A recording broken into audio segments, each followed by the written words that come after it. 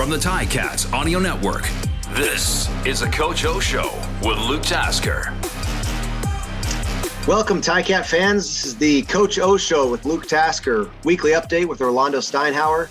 I'm Luke Tasker, former player for Coach O. Coach, I don't want to ask you how you're doing. I know it was a very, very tough one, but I will. How's your day going, man? What's the latest? Yeah, just a pit in the stomach. Basically, as you can tell, I'm at a little bit lost for words. It just doesn't compute, right? You don't, and which is good. You don't ever want to get used to the feeling, but and then of course, the day after is always another reflection day, or as we say, we look in the rearview mirror. And so, for me, obviously, I'm looking at all three phases and seeing different ways that we could have contributed and to lock the thing down and come away with a W some way. So it's like reopening the wounds, but that's a necessary thing to do. We're heading into a bye.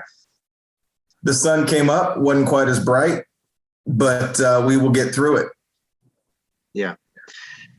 I can't imagine the disappointment from you guys who are putting the work in daily. We talked last week on the Coach O Show about the reactions or the position of being a fan in games like this. Tough for the fans too, and now to go into a bye week. More tough for the people who are working every day in the stadium, for you and the guys in the locker room. Did you address the team today at all? No, they're gone because this is somewhat of a shortened bye, if you will. Yeah.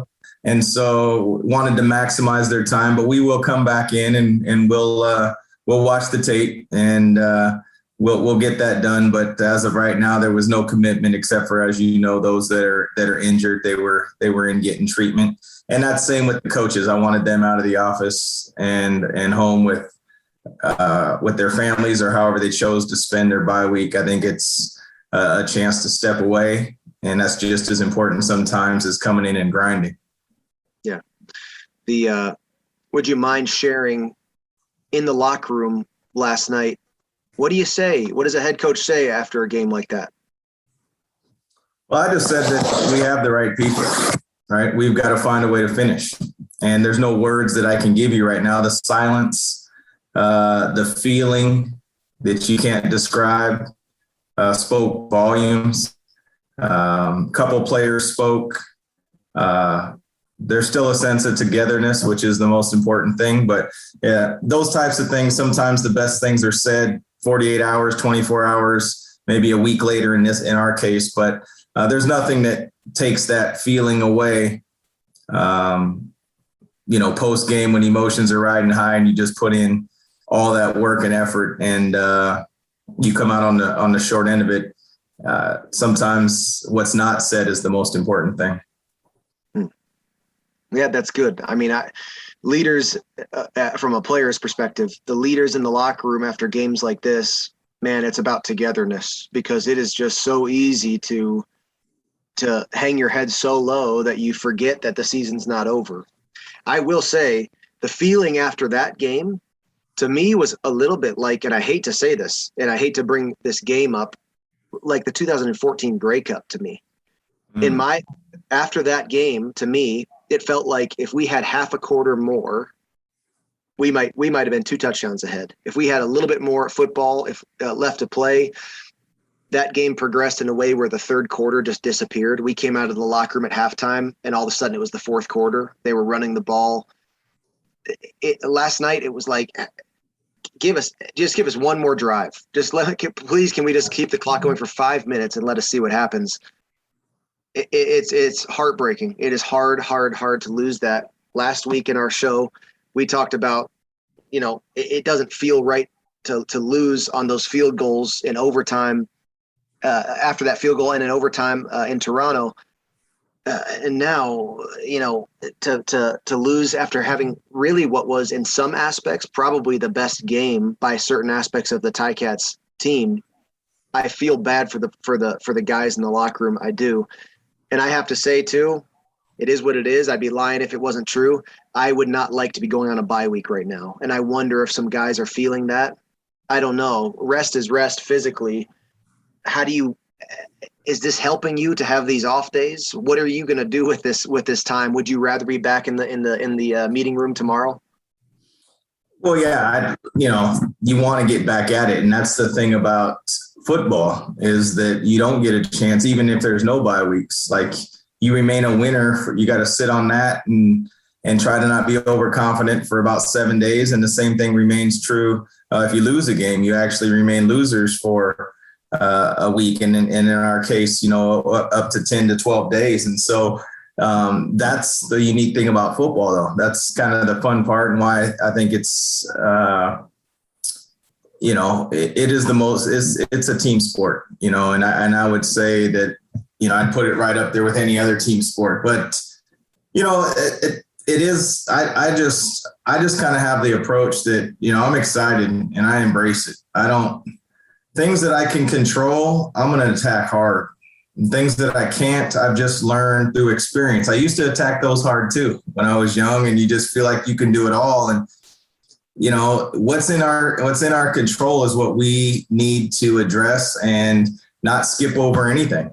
And that's the way I'm kind of approaching it. Now, I'm with you. I think that, for every one of me, there's a bunch of people that are like, oh my gosh, we're not going to play for, 14 days or 13 days or whatever it is, the bye week plus, a few practice days. But that's okay. I'm not going to tell people how to feel, right? They're entitled to that, and I want them to be themselves. But when it comes time to come back to work, that's where we share that common bond. So I'm excited, who wants to take this journey with us. And, when you're going through these type of things, I think it just really, accentuates finding the right people. I always like to refer to it as it's easy to find the right experience to do the job. That's an easy thing to do. And it's hard to find the right people to join your team. And sometimes that means less talented. Sometimes that means a tenth slower. Sometimes it means 2 inches less on a vertical. But when you're going through trials, it's just, we use football as an analogy of family.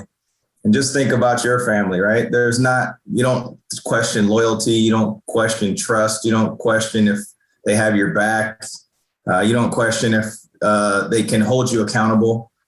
But we use that term so loosely in football and in sports in general as family. But if you have the right people, you don't worry about those things, because it's hard enough to win. It's hard to win in general. And when you have the wrong people, it makes it tougher. So I feel like we have the right people. We have to play better. It always starts with me. And like I said, I'm excited. I'm ready to embrace this. That's great. You talked about looking at all three phases and starting to pick out, after the sort of shock of a loss that last night was, you start to pick out the things you can do better. Can you take us through the phases? And I don't want to make you do a whole team meeting here on a Zoom meeting, but walk us through, starting with defense. I mean, what was good about last night, and what do you want to see get better? I thought we were physical. I thought we got after it up front. We controlled the run. I thought we made them one-dimensional. They made some adjustments at halftime. We didn't, we made some plays, but then when they scored the touchdown, we didn't have a great response there. I got that a couple times. We had them in 1st and long, 2nd and long, and probably gave up too many yards there. So those are some areas of improvement. Obviously, I thought we could have tackled a little bit better than we did, especially in the open field. But for the most part, I thought we did a good job. Special teams, I just felt like we took some penalties that backed our offense up. Who responded, though? The offense did respond, and we'd like to get a couple first downs to get out of there, and we managed to get an explosion or two. And so I thought the offense did a phenomenal job there. We didn't really get the return game going. We didn't really crease it. You can't really drop a better opportunity to block a punt. We just missed the ball. I mean, unblocked. We had a player unblocked. And so it really comes down to always players making plays and execution in there. And on offense, you'd like to turn some of those 3s into 7s, right? You know how that is. And that's really the difference, right? You'd be splitting hairs to say, well, we missed this one throw and we missed that one throw. But I don't think anybody can be held to a standard of perfection, right? Football is a game of mistakes. We're trying to make the least amount. So That's kind of a blanket statement of all three phases, but I don't question our effort. I don't question our attitude, our togetherness, but those you hope to, talk about those type of things on a win or even an ugly win, right? It's just a lot better to highlight and accentuate those things rather than a loss. But if you don't find some of the good in it, boy, it makes for a long time. And it's, about the time and effort everybody takes to put into it. So, and that's everybody, and, you hate to run through it. You talk about three phases, but we always refer to it as four, and that's the look team, and if you start overlooking your therapy department and the equipment and the strength and conditioning, boy, you're selling yourself short because it is a team effort.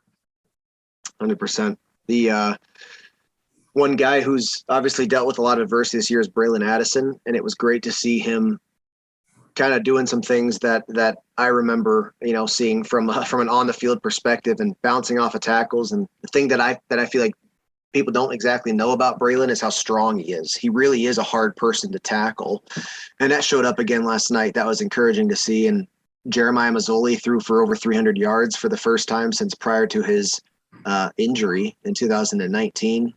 Great to see that. I mean, there was encouragement around the physicality that you mentioned. In my mind, jumped right off of the field. Simone was throwing himself all over the place. I thought Jamal Roll and Cariel Brooks both had unbelievable pass breakups, physical pass breakups that with perfectly timed hand. That to me, I'm thinking about it the other way, right? I'm watching this receiver saying, what could he do a little bit better?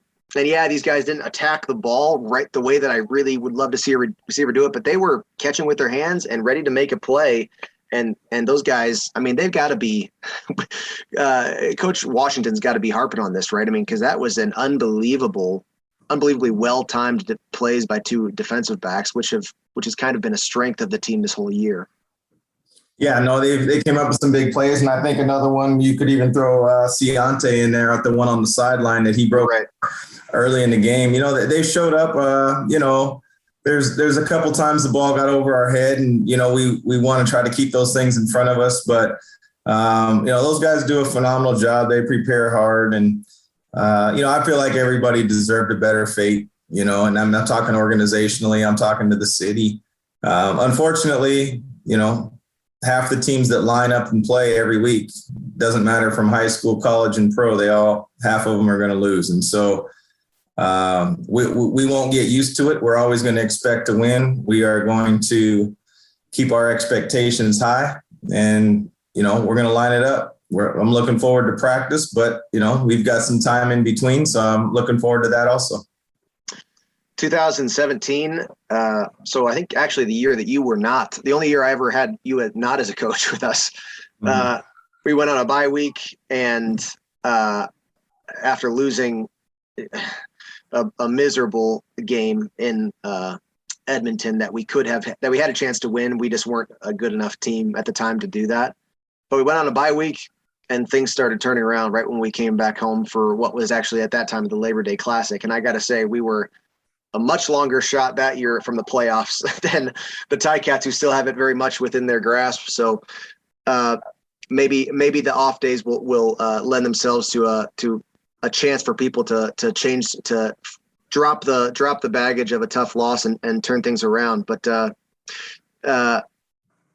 Coach, exciting stuff. Unfortunately, not the outcome that we wanted. It would have been an amazing game. All else staying the same. Have the Ticats win by 2 points at the end there? In my mind, I was watching thinking this is going to be the perfect, launching point into the second half or the last bit of this season, where we had an offense that was being productive and just some really exciting football. And it is hard to feel for the guys that was not the outcome. That said, hoping to see all these good takeaways from last night, some of the positivity and productivity be a launching point for increased play throughout the rest of the season. Coach, I appreciate your time. I hope that the bye week does you well, and I hope that you afford some days off for yourself to refresh the mind and get back to it when the time comes. I appreciate it, Coach. Thanks for joining us. Absolutely. Thanks, Luke. We'll see you next week. The Coach O Show with Luke Tasker. Like, subscribe, and find out what Coach is thinking every Tuesday.